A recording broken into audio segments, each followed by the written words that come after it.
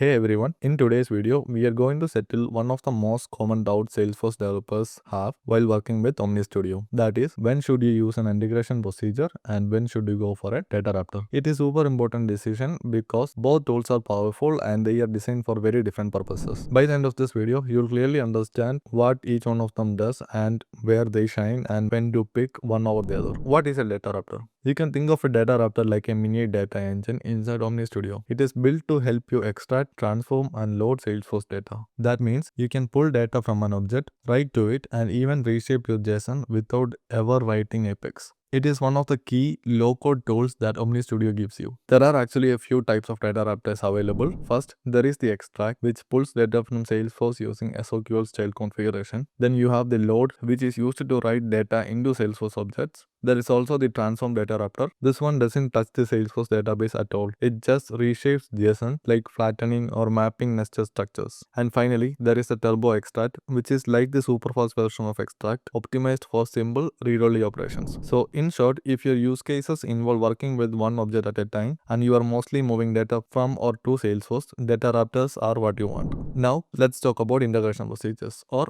IPs. While DataRaptors are like small focused workers, integration procedures are more like managers. An IP can call multiple DataRaptors, apply logic, interact with external APIs, and even cache responses to boost performance. They are designed to handle more complex operations like orchestration. That means if your processes has multiple steps, needs design making, or has to combine several data sources before sending it to the UI, the IP is your best shot. Now let's go ahead and see some use cases. The first use case we are looking into is pre-filling a form. Imagine you are building an Omnia script that lets a user update their contact details. The moment they open the script, you want the form to be pre-filled with their existing name, email, and phone number. You already have their contact ID passed into in this case, the best choice is the DataRaptor extract because it is a single object query and you are just pulling field from the contact object based on the contact ID passed. No logic, no branching, just a straightforward data fetch. The extract DataRaptor pulls the contact details and your OmniScript renders it into the form field, clean and simple. Now let's look at another use case, which is to save form data to a Salesforce object. Now let's say your user fills out a support form in the OmniScript and you want to create a new case in your Salesforce with that information. Again, this is a great use case for a DataRaptor, specifically a load DataRaptor. The form data like subject, description, etc. is passed into the DataRaptor load, which maps it to the case field and writes it to the database. It is a single object insert and there is no orchestration and you are not calling any APIs. So that makes it a perfect scenario for using a DataRaptor. Now, one of the other use cases where Salesforce developers come across is showing a bunch of complex data. Imagine you are building a flex card or an OmniScript screen that shows a full picture of an account, including the account details, a list of related contacts, and maybe active products tied to that account. This is where a simple DataRaptor won't cut it. You need to fetch data from 3 different objects. Also, you want to combine it and send back one structured JSON response that the UI can easily understand. That is exactly the kind of job an integration procedure is built for. Here is how it works. The integration procedure takes the account ID as input, then calls 3 DataRaptors, one for the account, one for the contact, and the other one for the products. It might even have a response action at the end that merges all the data into one neat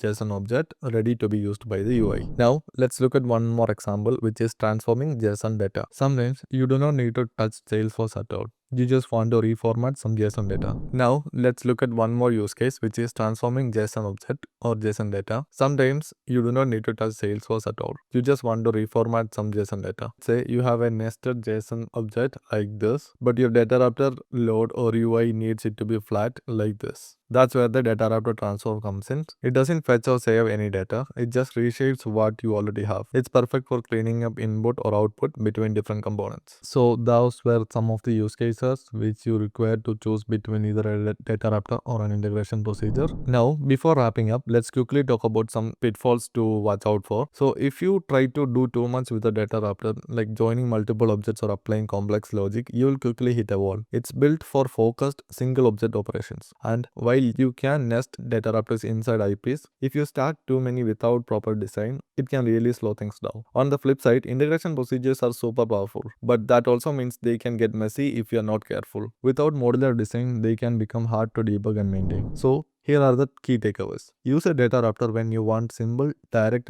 interaction with the Salesforce. Things like reading or writing a single object, transforming JSON, or mapping from data. That's their sweet spot. But if you ever need some orchestration between multiple data sources, calling an external API, or you want some conditional logic, that's when you call or use an integration procedure. If this video helped on clearing things on when to use what, make sure to like this video and subscribe for more OmniStudio tutorials. Thanks for watching. I will see you in the next one.